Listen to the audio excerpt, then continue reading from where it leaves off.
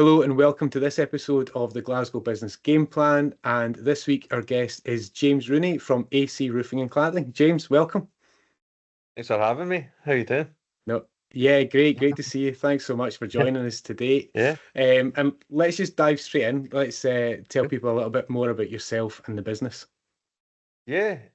So I've been in construction industry now for probably about 11, 12 years. Working in manufacturing side, working my way through that, higher up the ranks, and then moving over to the contracting side. With a couple of guys that I'd met through the industry, we decided to start a contracting firm right in the middle of lockdown. So made it nice and easy for ourselves. And we will be 3 years in March as a company. So it's been predominantly trying to expand AC Roofing into sort of consistent end user client base, providing a really good service, and just trying to build a business in the way, I've seen other businesses over the years working in the industry, and kind of just trying to pick little bits off everybody else and put your own take on it, really, so yeah, that's where we're at. We're doing really well. I'm enjoying it. I've got way too much on, I'll be honest, but I think everybody is at this point. So, but yeah, it's been good so far. I'm enjoying it. Brilliant. So AC Roofing and Cladding, are you Yeah. residential, commercial, a mixture? Of everything, I would say predominantly commercial, and predominantly refurbishment. We have done some new build work, but it's not really where we focus our efforts. The residential side has been smaller, but it's sort of building up. Working a lot with social housing and housing associations a little bit more. So we're seeing that side of the business kind of growing. But yeah, we kind of do a bit of everything. Yeah. Excellent. Yeah, really cool. Um, Yeah. I think you said there, the business was born in the middle of lockdown, in the middle of Yeah. COVID. I think that was probably one of the good things that came out of it was there was quite a lot of businesses came out of Yeah. there. Yeah. Some of them have gone already, which is unfortunate. Yeah. So what was going on for yourself that made you take that route of branching out on your own? Um, To be honest, it was quite organic and also quite reactive in some aspects because I'd been a manufacturer for a long time, and had an amazing experience and got a wealth of knowledge from that side of the industry. Had tried my hand working for a couple of contractors and had a lot of respect for the guys, still do, but just really wasn't fitting for me. And then a couple of guys that had worked in contracting firms before that I dealt with from the manufacturing side kind of approached me and says, "Listen, we're going to be starting up our own business. Would you want to maybe come in some sort of consultancy role?" At the beginning, I said, "Well, yeah, absolutely happy to come in more on the sort of business development side. With a lot of my background being client led and business development, I was absolutely fine to do that." Um, that grew arms and legs very quickly, just simply because of my knowledge of starting businesses and running a business.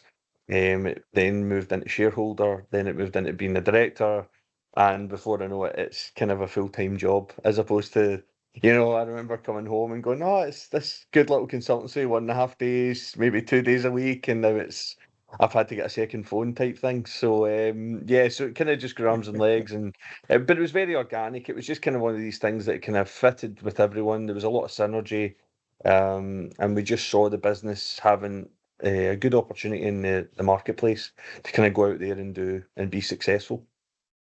Brilliant. So yeah. Yeah, so that organic growth, it sounds like it's momentum that's built it and taken it through to kind of where you are now. So, Mhm. but what were the loads of successes to get you to that point as well? But I'm sure there's a few bumps in the road as well. Was there any that stood out for you? For sure. I mean, I think just generally across the industry, making sure Kat, you mentioned it earlier, a lot of businesses, particularly in construction, because it was one of the few industries that remained open during lockdown. You had a lot of people with a lot of experience going out there and doing a very similar thing or trying to.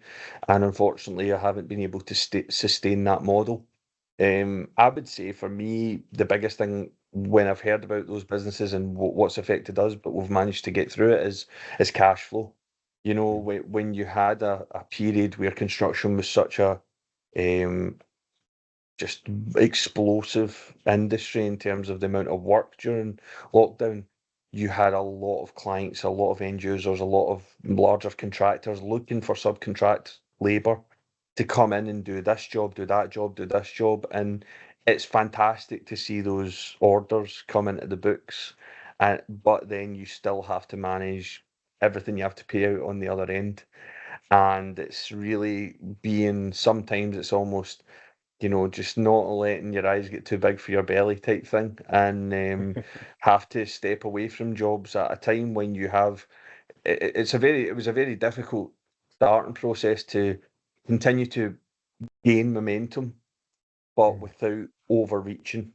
And I think that's something that we found to be very difficult, the same as everyone else, but we've navigated it quite well over the last, I would say over the last 18 months. We had a very good start as the business. We had a couple of really big projects that were going to keep us going for a while. But that period after, you're starting to build a reputation. People know that you're in the marketplace and everybody wants to phone you to do work, and that's great. But as a startup, without heavy amounts of investment or capital behind you, there has to be a little bit more of a sustainable growth model. The boom and bust is far too common a story in the construction marketplace, and but thankfully we navigate it quite well. But I think that's definitely been one of the biggest issues that we've had as an organisation. Yeah, I think that the stats around the businesses, the small businesses that fail within the first year to 5 years, and cash flow is generally the number one problem, as well as owner burnout at times as well can be a factor in there. But the cash flow is an interesting one because we know that cash flows from in the business to out the business very quickly. Yeah. You've still got responsibilities with it yourself. So from what you've said there, did you do almost like a risk analysis when you were looking to take on new business or when you were stretching? How did you manage that kind of growth period? Well, I think the biggest thing that we did was we identified early on, and this is something that I've just done throughout my entire experience in the industry, and people, anybody that listens to this that knows me will hate me using this word, but efficiency. I'm a crazy OCD on efficiency, and I think that the way that I've always understood and always been successful with business is if you prepare properly, and I suppose it's the same with the golf. If you prepare properly, then the actual come at the day of things, it's not as big a problem. So for me, what we did was we identified early on that if we could limit the amount of actual staff in-house that required and limited our expenditure, so that would be waiting until we had, a much more consistent cash flow to then bring in staff. You mentioned it there about owner burnout. That is the only concern when you do that, because if you have owners, you have people that are truly invested in the business and they know that they have to go above and beyond to make this work at the initial conception and then the sort of first stage after that. So we made Mm. sure that our office space was as dinky as possible. We weren't, we everything was just. I mean, I think it was only recently that my phone bill started going through the business. And it sounds like very small things, but when you start adding it up, it's the ability to maybe employ one or two people Mm. with those types of expenses, and by taking it yourself, taking it on board yourself initially, it gave us that a little bit more parity. We also tried to implement some conversations because we had we have very good clients, and at the time we had very good relationships with those clients. We tried to negotiate whether if it was a larger job or if it was a project that was going to take a lot of our cash flow, we would maybe agree, a materials on site valuation where we can claim the minute materials get to site, and that allows us to pay our suppliers early on time, but have revenue coming into the business and not having to wait another 30 days or 60 days or 45, whatever the contract agreement is. And at that stage, that allowed us to basically increase our credit with obviously our supply chain, provide all the materials on site as early as possible so that we could complete the jobs quickly. We're not waiting on deliveries, and ultimately as well, and cash flow, obviously allowing us to have, that money going in the bank and going back out is really just a product of the materials and not a product of our profitability from other jobs, you know, because that's ultimately, particularly the first few years, you see a lot of businesses, that's what ends up happening. You do well on a job, you make a little bit of profit, goes into the bank, and it goes out to pay for the next one, and you're sitting there going, we've done this turnover, we've done this margin expectation, and ultimately with that. So for me, the risk analysis at the beginning was how do we keep ahead of that cash flow, and that those were kind of some of the things that we've implemented, and it's been very successful for us, to be quite honest. Yeah. You've almost defined the sort of managing that cash gap by the book, you know. So I think probably, as you say, a lot of people that were in competition that might not be about just now, um, that gap between, you know, where you've paid out for materials, etc., and you've got a 30-day payment terms, but you're still 90 days behind where you're going to see any cash coming through from your clients, Yeah. but to be able to negotiate that and navigate it. Yeah. And there's different ways that you can do that as well. You know, you can categorize your clients into different payment terms as well. So if it's, you know, if it's somebody that's got a good credit rating, up somebody that's got, you know, reliable, you can maybe Mm. afford to extend the credit terms with them. But new business, maybe you're looking at pro forma types of payment terms with them as well. So actually being able to minimize that and extend it the other side, you know, you touched on it there. It's such a good point because I think a lot of people maybe undervalue the ability to negotiate with suppliers as well, and creating a better credit terms for yourself. You know, it For doesn't. sure. You've got to go and ask the question. Absolutely. And, you know, and unfortunately, obviously, a lot of my background was in manufacturing to the point where, you know, I had a fairly good input to what our contractors could contribute, what they couldn't. And the thing that I always wanted and I would always say to our supply chain from that end was just be communicative. You know, if Mm, I'm from a manufacturing standpoint, if I know from the get-go, listen, we're going to be tight on this job. Can we agree a payment plan? Can we agree something up front to show that investment, and then we'll extend your credit terms at the other end so that you can get a couple of payments in from your client? I think the biggest thing is, you know, there's a bit of ego that gets in the way sometimes. I think for people, and particularly, you know, and a lot of pride. You know, when you get a young business or you get a new business and it's the first time you've done it, I think people sometimes are very scared to ask such basic questions that are going to benefit their business exponentially. Another little thing that we did do as well was we focused quite heavily on labour only jobs. So we did a lot of materials and labour, but by implementing labour workforce jobs where we could take our workforce and provide labour to other larger contractors, it's minimising the outgoings. So we put our price in. We obviously put a markup on top of whatever the labour was charging. So it allowed us to get a little bit of cash flow into the business, very small profitability, but allowed the wheels to keep turning, keeps the guys happy, and ultimately they want to come back and do more work for you as well. So those types of things, you know, you just start to, if you, the biggest thing for me was identifying opportunities, and then when you have that opportunity, really taking advantage of it, for sure. brilliant, and giving you different income streams there as well with the different products and services that you Yeah, can do, so you're not exactly. wholly reliant on those big contracts coming in. Yeah, exactly. Exactly. Really, really good. You mentioned efficiency, and you mentioned something else that we'll come on to in a minute as well. Let's take the analogy of the leaky roof then, since that's the industry that Yeah. we're in. Because that's sometimes that's a big challenge for businesses as well, where they see that, you know, if you look at the P&L or the balance sheet, that effectively these businesses or the jobs that you've got should be profitable. But then when they Mhm, look at the bank, they see that there's something's going wrong somewhere. Whether mhm, it's money that's wasted on materials, whether it's delays in jobs or whatever it is. mhm. So Yep. there's lots of bits there. So how did you go about managing that? Because it sounds, you know, you've been pretty efficient in how you manage the cash flow. So how do you make sure that everything around about the jobs is as efficient as possible? Again, I think it goes back to communication. You know, I think from my experience before, the biggest thing I found when you're involved in larger sites or projects that have multidisciplined trades on site is programming. And a lot of Mm, the time as a subcontractor, you don't have control over that, but it's so important to continue to reiterate to the main contractor, to the end user, listen, we can't do this if A, B, and C isn't done. So we're not going to spend time with guys on site if those things are not in place. and we want you to know that up front so that I'm not getting a phone call saying, where are your guys when, the roof, the structural deck hasn't been completed or the brickwork hasn't been completed or we've got other trades that then want to come into where the roof would be, stand and damage the roof, and then it costs us more time, the client more time, as opposed to going, let's just hang back and deal with that. I think a lot of it falls back into that same category of just people just taking the ego back a little bit, being very sort of perceptive without being pessimistic. It's just about loss prevention. That's really what it Mhm. is for me. It's about minimizing delays on site for everyone, not just for us.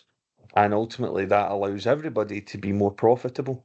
If we can wait, we're already going to get time wasted on site. We live in Scotland and we deal with an external trade. I mean, I would love to just be a fit out contractor and at least be inside the building, and they have their own challenges for sure.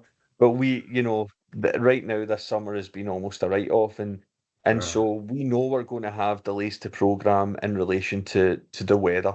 So if we can minimize all other potential delays through things that can be avoided, that can be controlled, I'm just all for it, and I think that's a big part of your pre-start meetings. I think that's a big part of developing a relationship with your client and project site management teams, and really just kind of ascertaining, listen, guys, we want this to go as smoothly as everybody does. So this is Mhm. what we're giving you our professional advice on what the timing of these things should be. Now, that's not always going to be the case, but if we can make that again efficiency, if we can get 80, 90% of the time that works, then that allows us to remain profitable. You guys aren't on our back, and you're programming because ultimately they've got a client to deliver to. I mean, that's the thing that I always go back to from the business development side of things. Everyone's got a client, and until you reach the absolute end user, we have clients that, our labor squad, we're their client. The main contractors are our client. They have a client with whoever is actually providing the funds to build this. So Mhm. ultimately, everyone wants to give good customer service, and it's just about making sure that you tap into how it can help them in the macro. And once they understand that, they tend to be a little bit more accommodating, and that's really been the biggest thing. I think communication is so underrated at this stage, and it can help plethora of issues that could arise if it's everyone's just got the blinkers on and they're doing their bit and trying to get out, and it impacts everyone. So yeah, for sure, I think it goes back to that again. Strip it back. Let's just be really honest and have a very candid conversation about these things, and make sure that everyone involved can work as efficiently and as cohesively as possible. It's a brilliant point about those relationships and that communication. I've heard examples in your industry of, the roofing work's due to begin on Monday, so the materials are ordered and delivered into site for Friday, and then on Thursday you've actually got a phone call to say it's been held up by 2 weeks. You've already paid out for the materials, they're already en route.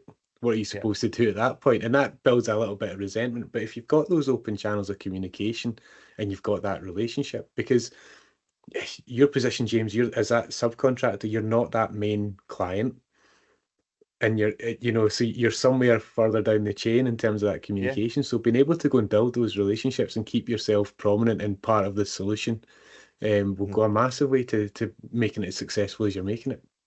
Yeah, no, definitely. And like I said, some of the smaller residential jobs we've done, we have been the principal contractor on those jobs. Mm. And so you're then seeing the next stage in it as albeit on a smaller scale. And that again goes back to where we've still got someone to answer to. And ultimately, Yeah. like you said, programming then becomes a nightmare. And it's very, very difficult to get everyone in a room at the same time and making sure that we're getting, and I think as well as another one is just a bit of honesty from people, and not in a bad way, but everyone wants the best outcome possible. But if I get someone coming in to me to say, oh, I can get that done in 2 weeks, and I know it's going to be at least 3 to 4, just tell me it's 3 to 4. It's not, it's not going to, I'm not going to be having a sleepless. The only reason I'm going to have a sleepless night is if you tell me 2 weeks and 4 weeks later, I'm still sitting there waiting on you finishing, So it's making sure that it's like, listen, no one's going to get into trouble if it's going to take you that long. We just need to know so we can program, and ultimately Yeah. no one is surprised. That's as much as you can be, as much as you can be, for sure. Brilliant. Yeah, yeah, managing those expectations, and how good is it to Yeah. have that insight of being the subby, but being the main contractor and feeling the pain of working with other subbies and going, right, that's Mhm. what not to do. Yeah, absolutely. It's massive. It's absolutely massive. And like I said, when I built very good relationships with my contractor base when I was on manufacturing side. So we spent a lot of time on site. We spent a lot of time in these meetings from that perspective. But you're still trying to take information from how the contractors are viewing it and how the subcontractors are viewing it and how the Mm, associated trades are dealing with it and the labour on that. If it's a subcontractor with subcontracted labour, which it tends to be a lot of these days, you're effectively working for a business within a business. So you mm, have to just kind of navigate that. But it's massive. It's absolutely massive. And just being able to soak in all of that, at quite a young age, because I came into the industry, that would be, oh, gosh, maybe 22, 23, something like that. So, and not having a background in the industry, coming from a completely different side, sometimes that works better. I think some of the best guys in the industry are people who didn't have a background in it and they've came in with an open mind and really sort of absorbed all of the information from great resources out there. But yeah, it's important to kind of keep your feet in the ground and understand that at some stage you're going to be at a different point in that supply chain, and you've got to yeah. respect all points of it, for sure. So you reminded me there of a conversation with somebody else that we've had on this series. But you said at the start, as you came into it, you were picking the bits from the best operators that you see in the industry as Mm, well. One of the other guests that we had on here reminded me that so they're in an industry which is quite set in how it operates, but mhm. they looked at it again in the COVID times and said, why do we need to do it that way? What can we do Yeah, differently? So, that idea of, subcontractors with contracted labor and whatever else, why does it need to be like that? Is there another way to do it? But I understand that, you've looked at that from if particularly in the early days of how do you manage your own cash and efficiency from those yeah, labor squads. yeah. But yeah, it's interesting to just have that, okay, well, what's the opposite of this and how would that work? I How think do you it is. I approach? mean, it's a very difficult. It's a great question. It's a difficult point to kind of navigate just now in the industry because there's obviously a skills gap in terms of the actual labour that's able to carry out these works. We don't have the numbers and trades and apprentices that we once did, and that isn't just roofing and cladding, that is all across construction. And I know that there's a lot of conversations going on about that, and you could talk at length about it, but you have that, but you also have it's not a changing of the guard, but necessarily, but you have a lot of these larger main contractors principal contractors who you'll see their signs everywhere, and they have humongous jobs and a massive task to be able to deal with all of these trades over, tens and hundreds of millions of pounds of developments. Mm, These things are all going online now. They don't have the time to sit and have the meetings that they once did. And I think right now we are in a kind of in between stage in the industry where we haven't, as an industry, fully developed an adjustment to that. The old kind of ways of doing things of, like I said, getting it. It's all right if I've got two trades and we can sit in a room, but if I've got 30 trades, the programming for that is just going to be so difficult. And right now we still don't have, I don't feel, a very consistent plan across the industry in the UK to kind of navigate through that and mitigate the risk of it. And I think that's a really, really important part of where we need to go in the next few years because everything's online. Everything's going online. Your pricing, your measurements, your drawings, everything. mm, Very rarely, I mean, certainly for us, because we deal in refurbishment, there's a little bit more element of being on site.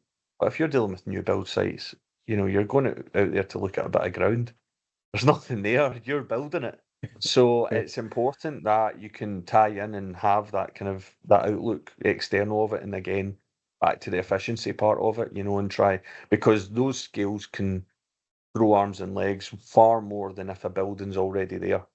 If mm, we're doing a refurbishment job, at least the actual structure is there. We don't need to wait on it being built. Whereas if I'm doing a roofing job for a new build, it tends to be one of the last things that goes on the building. I need to wait until they build all those floors. I need to wait until they build all the structure. I need to wait until that deck is in place. I need to make sure we get a crane that day. You have to have so many things aligning. Like I said, we already have enough issues with the weather in this country to try and keep on program that we don't need to make more issues than there needs to be for that. Definitely. I'm just going to take you back a second, James. I'm going to challenge you for a quick second, mate. If that's All all right, right. okay. Is that all Yeah, right? of course, yeah. Yeah. So I don't disagree that there's a skills gap. There's definitely Yep. is. We know that you know, obviously the access to labour and all these kind of things Mm. that we've dealt with over the last 5, 10 years.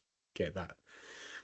But on the flip side of that, what you said is that some of the big guys are still winning really big contracts and doing really big jobs, which tells me that the people are probably there, just not in abundance.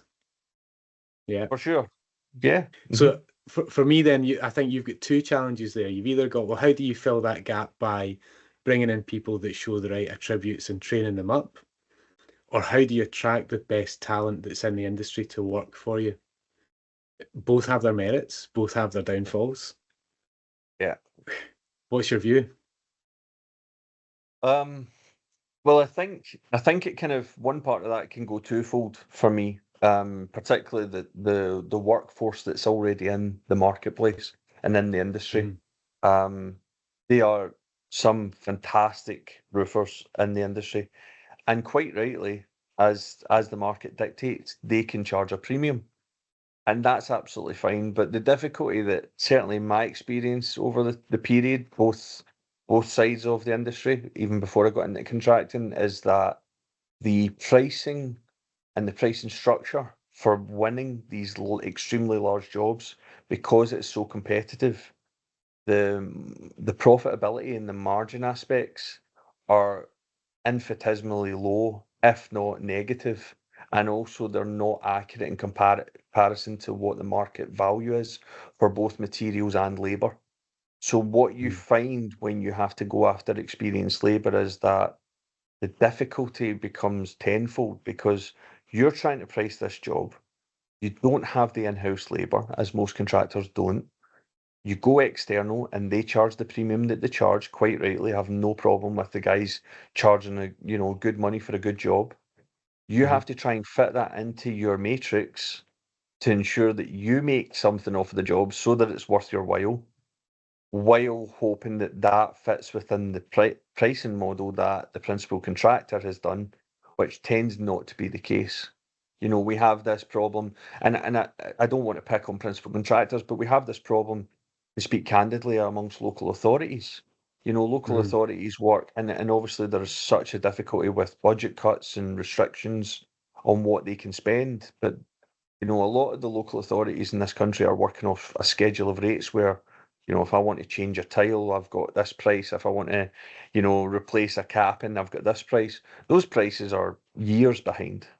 Realistically, they are easily 6, 7 years behind what the pricing is in the marketplace for purchasing those materials, for allowing for suitable access, whether that be scaffold or cherry pickers or whatever it may be, and also for the labour and for the guy's time. And when you have a difficulty of either charging, the hardest part with those guys, and this is why it's twofold. So that's the first part. The second part is that you'll have these guys on day rates, so you pay them per day, or you pay them on a fixed price. And difficult with that is the weather. If you're paying them in day rates and the weather's bad, it's costing you a lot of money. Yeah. If you pay them on a price and the weather's bad, it's costing them a lot of money. And ultimately, that second one, without fail, people are going to go, do you know what? I'm not interested in this job anymore. It's costing me money. I'm going to walk away. And then suddenly you're sitting there as a subcontractor with no labour for the project, delaying the programming, and then getting charged when you've already went in at a low margin. So it becomes Mm. it's very compounding in the errors that come. But having said that, if I had a really, really big client, and if I had a really, really solid job with a decent profitability, decent margin for us on it, I would always go to experienced labour. The way that we fix the market, from my point of view, is by making people understand how appealing it can be. But again, I think that comes And I think that's I must say, I think that's a very easy way, and I've seen that being said a lot in the industry.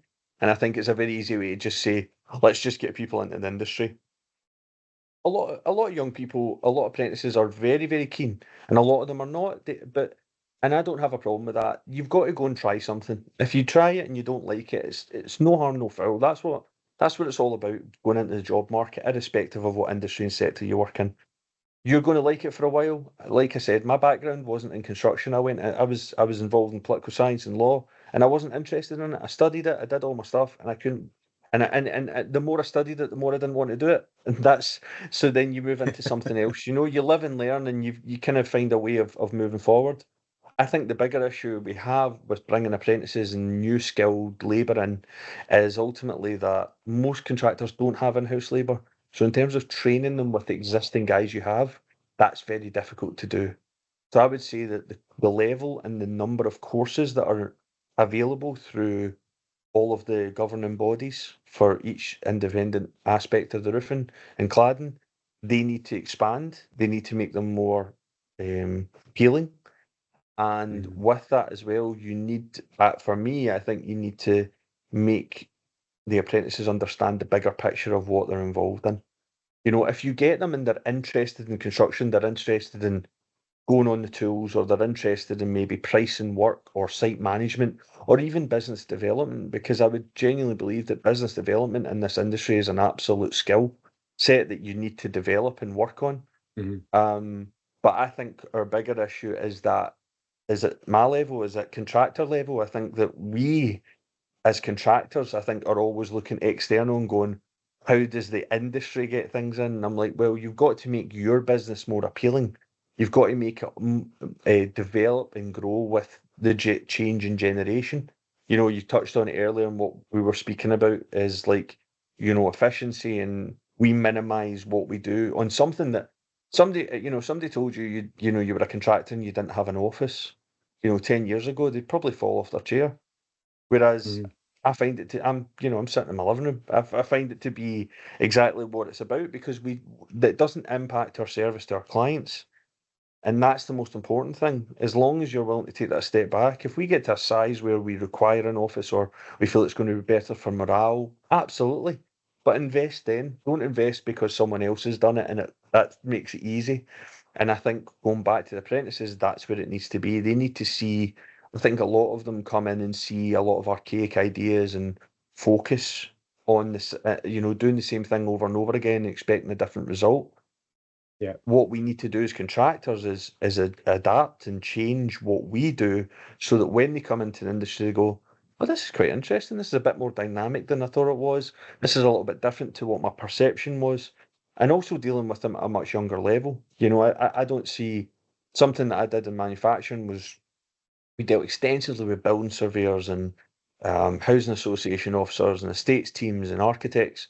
And something that my colleague had developed before I joined the company, and it was brilliant, was, why are we waiting until they're accredited?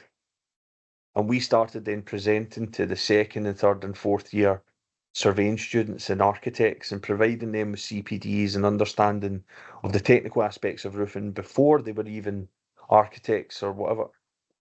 There should be a stage where we should be doing that way more often, not open days, but actually going into a class and making someone understand. And again, I think it always goes back to the ego and the communication aspect. Tear down the wall. Don't make it as if everything's always perfect when it's not. If you give people clear and honest information, they tend to come back more. You tell these kids, Yeah. listen, it's not always going to be a picnic, but you're going to learn this trade. You're going to go into an industry where there is really good financial incentives for you if you do well at your job. The perfect example is the fact that all of the labour that everyone's chasing is all in their 40s.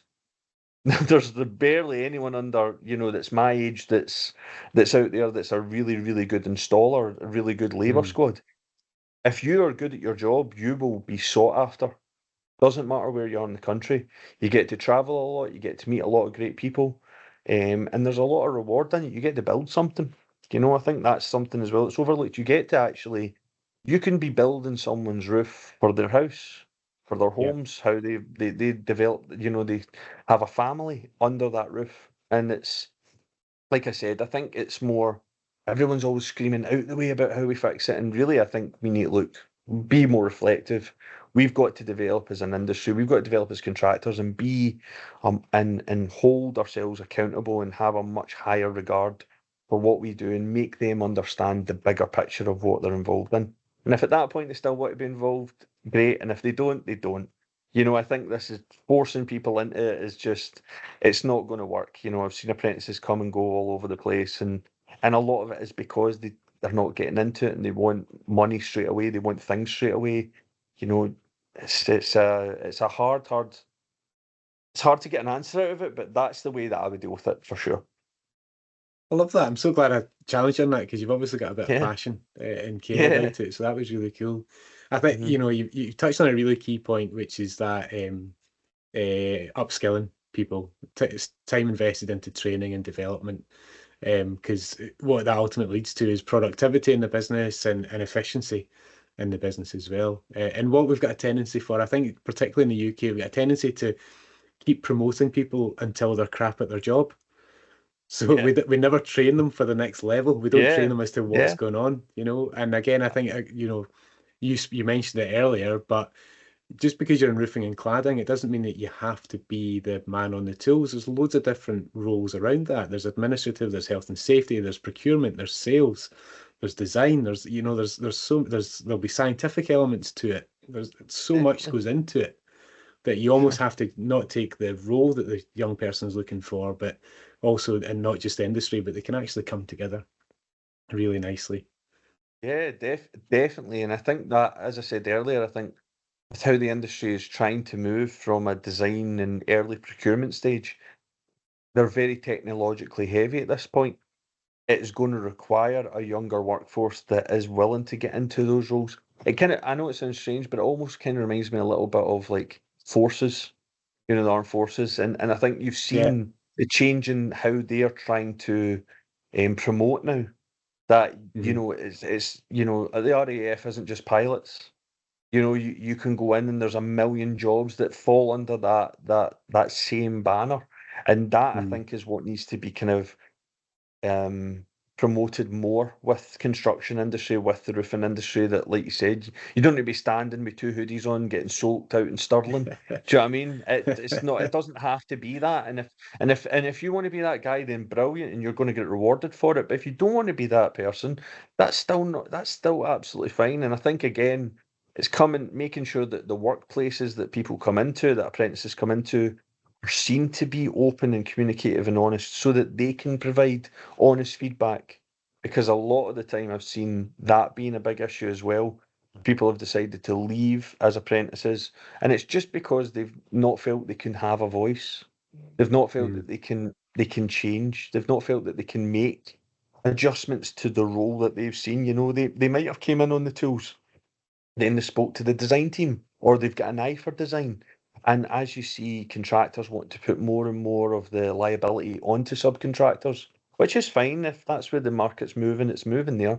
You need people like that. You need people that are going to be able to do design, do CAD drawings, do, standard details, and do everything that we're being involved in. Yeah. And, BIM objects and all that sort of stuff. So it's exactly that, and that's the big thing. It's just trying to diversify. I think everyone thinks, oh, I need to climb up a ladder. You can work in roofing and be scared of heights. You don't. They're not mutually exclusive. Do you know what I mean? Is that an admission? No, not for me. Not for me. I'm all right with it. I'm not really that bothered. Apart from one time, but we don't talk about that anymore. Brilliant. Again, just to go down that route that you're going. So the technological advances, something your next hire might just be somebody that's amazing at the right prompts for AI. Yeah. Um, so so how is AI coming into the industry? How are you utilizing it at the minute? Well, for me, we're not utilising it too heavily, but I can see how it's going to develop in terms of.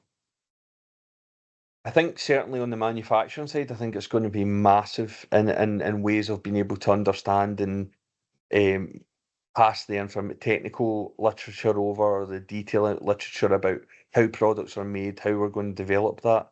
I think from a principal contractor point of view, I think there's a great opportunity with AI where programming is going to be made vastly easier by implementing it and utilizing that technology. I think that's going to be huge for us on smaller projects for sure.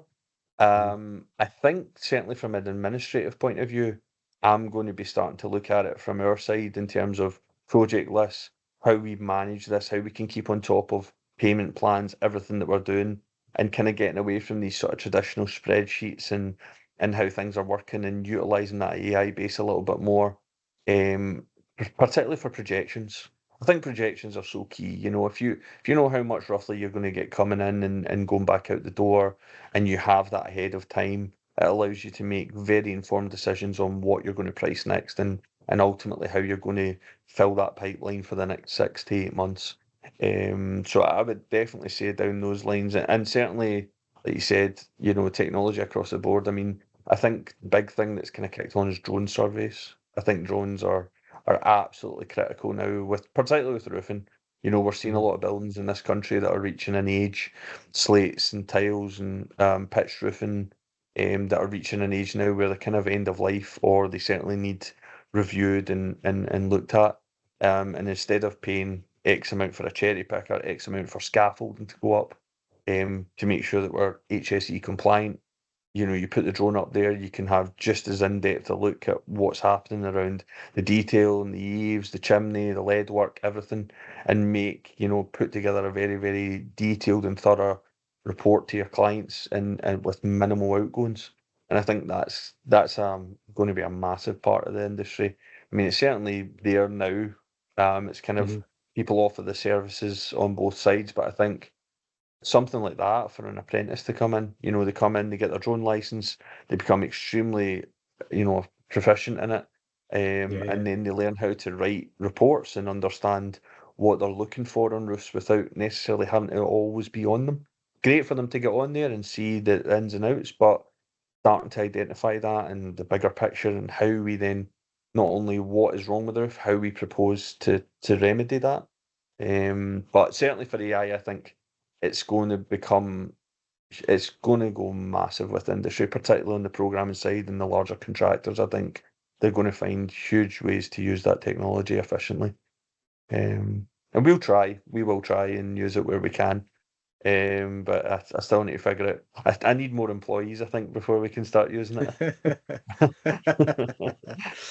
Very good. Do you know what? I've really enjoyed this, James, because you can Yeah. see that your enthusiasm for the business, your methodology in terms of how you go about it to make sure that it runs efficiently. That's obviously leading to a lot of success for you just now. Mhm. But I know that your time's not fully dedicated to AC roofing. Yeah. You've got another interest as well, is that right? Yeah, yeah. I unfortunately decided to put myself back in that lion's den. No, so my background growing up, further education wise, was I went to the States on a golf scholarship and came back, and to be quite honest, I was completely burnt out with golf. I had an amazing experience out there, great time. Was very fortunate to go to a really, really good college that we went to nationals and did all these great things and travelled a lot. And I really got back and just couldn't be bothered playing golf. And just, honestly, I was so burnt out from it and decided again during lockdown, and can probably blame my partner for this a bit as well because she was very encouraging. She was like, "Oh well, why don't you get back out there?" And of course, I did that stupid thing where you go back out and you play prop. You know, you play, and anyone out there who's played golf at a good level, you tend to, you know, the further away from the game you go and then you come back and play randomly, you play absolutely unbelievable. So I just, yeah, I ended up playing phenomenally well, and I thought I'll turn pro, and did that, and trying to play a little bit on tour and not. Oh, sorry, dogs are going a bit nuts here. Yeah, fine. Um, Give me 1 second. Sorry, I just need to open that door Yeah, for them if that's okay. Yeah. yeah, go for it. Yeah, yeah. Just not home. Not somebody on it goes. I see no you man. Cheers. Oh, eh. So that's a dog walker. She's in early. No, you're She's fine. usually Yeah, later yeah. than that. Yeah, so I decided to come back and start playing, and ended up, yeah, turning pro and deciding, well, why not? Let's try and play a little bit. I'm a bit older than some of these kids play now, but so playing a little bit on the tour.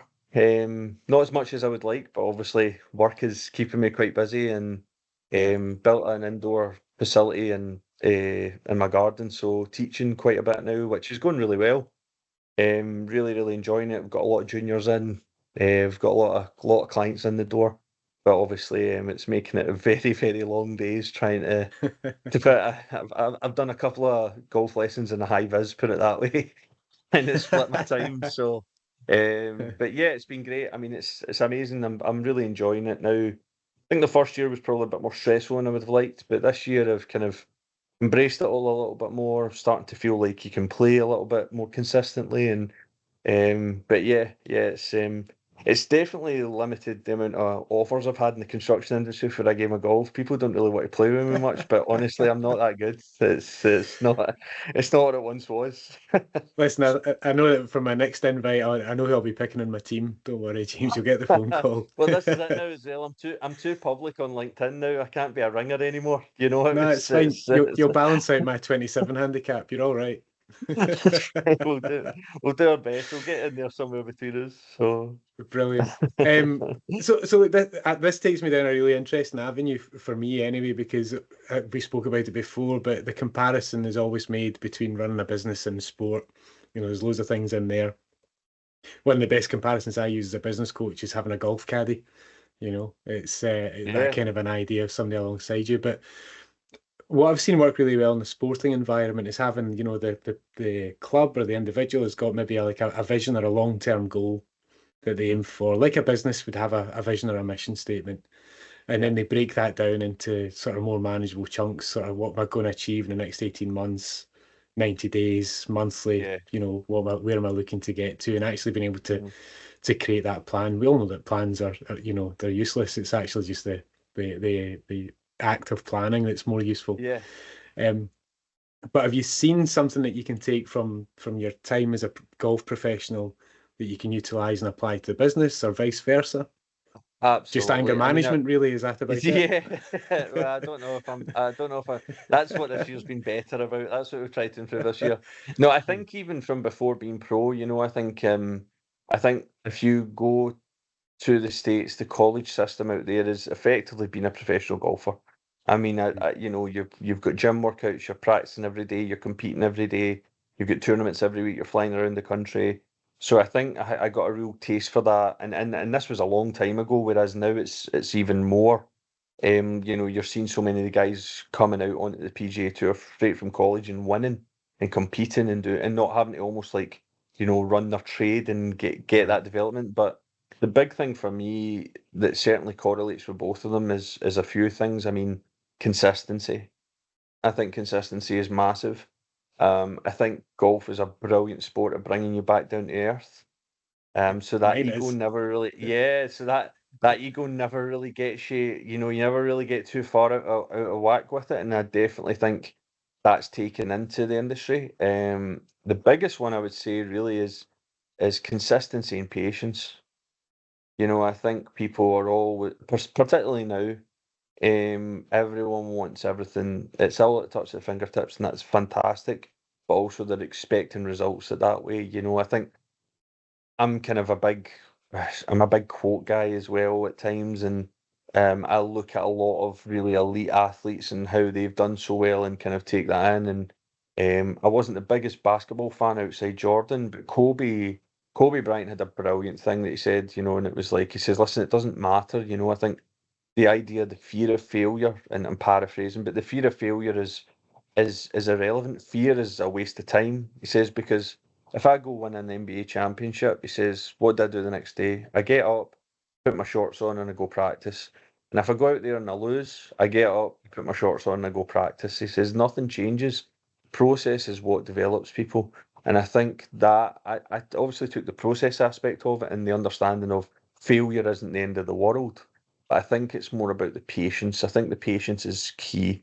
I think people worrying and they get something sent off and we're expected to hear back today. Like, it's the Zen Buddhist. The Zen Buddhist is like the best story ever. The kid falls off the horse and breaks his leg. Isn't that a shame? Well, we'll see. And then all the other kids go Yeah, to war and they go, isn't that brilliant? And they said, we'll see. It's just kind of that.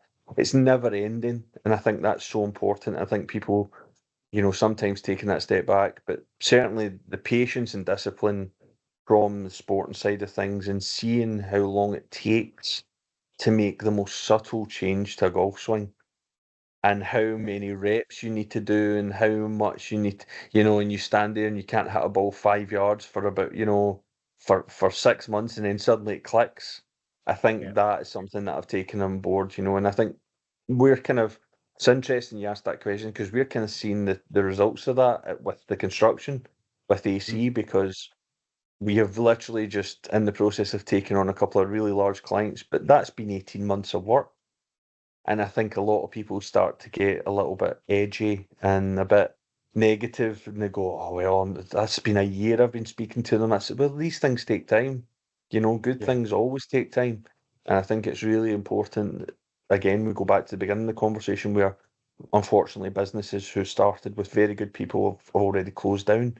A lot of it is because they want everything everyone else has right away, and that's yeah, not how it's not how it's done. So certainly patience for me and discipline are absolutely key with it, and just being steadfast on what you're trying to do. And if you're seeing results eventually, and you keep looking at the bigger picture, it's always going to work out. You're either going to be extremely successful, or you're going to learn something that's going to take you into your next business to then be extremely successful. It's just how long along the road you're going to be. yeah. I love that. It's so many good examples in there, James. Thanks for going through that. I love the Zen Yeah, Buddhist.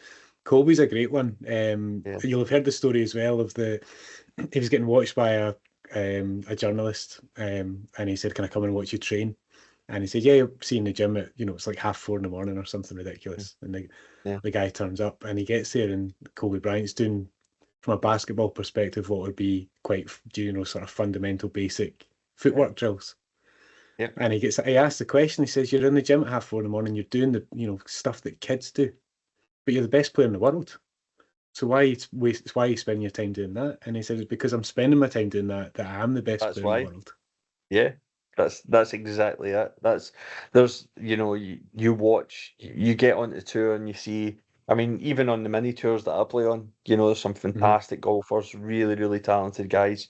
You go out there and you watch them hit balls. I mean, I've got the unit there. Like I said, I go out and I'll hit as long as I have the time. If I'm doing a practice day, I'll go and hit 250 balls in the morning with a towel drill, where I'm hitting a pitching wedge about 80 yards.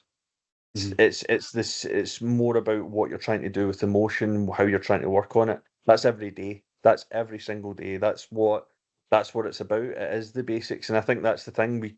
We can become too intricate and we want to be too detailed about it. And that's something as well. I just think with the business that it's hard to talk about some of the details of it when you want to simplify everything because we're not reinventing the wheel. We're not going to Mars. There is complexity and there is technicality and there is detailing has to be absolutely perfect with what we're doing in terms of building homes and building, commercial properties and hospitals and schools and everything. But also sometimes it can be made so overly complicated. It doesn't Hmm. have to be. It just has to be a really, really straightforward way of communicating, understanding what everyone does to a base level, and how do we all fit into this, bigger package type thing. So yeah, I Yeah. love that. I know I've heard that one before, and it's great. That's what it is. It's fundamentals is what wins everything. Absolutely everything. You Hmm. look at it, Kobe, Brady, Jordan. Doesn't matter who it is. All these elite athletes, Tiger. They do the same thing over and over and over and over again, and they do it to a level where it's automatic, and then it means that Hmm. under pressure, you don't feel it. You just do what you've done every single day. Yeah. It's Really, really cool. Really cool. yeah, yeah, So there's loads going on. Thanks so much for your time. Um, yeah, as you're looking further down the road, obviously you've got two paths in front of you just now with AC roofing and the golf. yeah. So what does the next couple of years look like for either or both? Oh, well, hopefully more growth with AC. I think we're in the process of a rebrand. or just an upscale in our branding. We're bringing the marketing team in. We're doing a lot more with that. So the website's getting developed. Social media is going to be far more active than it is just now because I'm running out of time and hats to wear to do it all. So I just see us doing the same thing, but also I think I want I'm I'm sure it's came across. I'm kind of very realistic, kind of logical guy with this. I don't want to be the biggest contractor in the world. We don't need that. We've got a very, very good workforce. We want to expand that, want to bring apprentices in, but ultimately we just want to do a good job for our clients and have a really, have a good life, and people can make some good money out of working for us and they enjoy working for us, and it's not overly stressful and overly complicated. So I have a number in mind of where I want the company to get to. Yeah, I don't like talking about turnover because I think it's a vanity project. I want to get yeah, a profitability aspect to the business, and that's the number I've got in my head. And once we reach that, it's about maintaining and being consistent and disciplined. So that's kind of where I want us to get. And I suspect in the next couple of years, I'm hoping we'll kind of achieve that goal. I think we'll be very close to it come 2026, 27. mhm, We'll keep growing. We'll keep being very conscientious about what we do with our cash flow and how the business runs. With the golf, oh, I don't know. I need to be practicing in a better climate than here. I think for to try and not to say that you can't do it here. It's just I've been away from the game for so long that these guys are, the guys I'm competing against are so good and they're playing so yeah, well and they're playing every day and they're very much in the frame. I need to go away somewhere sunny for a few months and really actually just sit and grind and hit balls and but hopefully, I mean, the plan next year, I think next year will be my first year to kind of really do it properly with the tour, playing a yeah, lot more tour events in here in Europe, taking proper time to prepare for these events and practice. So we'll see. Hopefully, going to play quite a bit in Scandinavia, and it just takes a good year, and then we see if challenge tours there, open qualifying will be there, all the usual stuff. So hopefully, it'd be nice to be making some money on the tour, and just keep growing the coaching. I'm really must admit I'm really enjoying the coaching more than I mhm, probably thought I was going to. I've coached before when I was an amateur and stuff like that, at golf clubs and stuff, but yeah, I've really, really enjoyed, particularly the juniors, just seeing them come on and the enthusiasm they have and how quickly they absorb the information you're giving them has been really, really rewarding for me. So hopefully everything's going up the way, but I know at some point the body's not going to allow me to keep doing that either. So I might need to take a step back. yeah. Nice and pragmatic view of the future, and I think on Yeah, both paths, you kind of touched on that. There's a phrase ringing around my head now from what you've said, and it was turnover's vanity, profit's sanity, but cash is king or queen. absolutely. So yeah, so whether it's a Absolutely. business or whether it's the professional tour, I wish you luck in both. No, thanks very much. No, It's been appreciate really it. good. Thanks. No, thanks for having me on. I find these conversations are great, just to have with each other and find out more about you. But from your perspective, James, is there anything that stood out to you from the conversation as well? I think it's just like the candor of it. I think that's really important. I think it's great questions as well, the sort of things that you're asking, and obviously not just myself, but other business owners. But I think, we all kind of need to be a little bit more social in our contact about these things. I think everyone gets into their own lane and they stick to it and it's seen not just in construction, but everything's seen as obviously there's competition, but it can be healthy competition. In the manufacturing side, I spoke to a lot of competitors of ours a lot, and you tend to find that you've got more in common than you have that separates you. And I Mhm. think that's the biggest thing about the conversation is you're encouraging, it feels as though it's very encouraging to open up and talk about these things. And obviously the bigger platform and the more people that you speak to from different businesses, you're probably going to end up having the same conversation or a similar conversation with so many people. And that's essentially, I think, a good thing. I think you start to say, okay, well, we're all in this.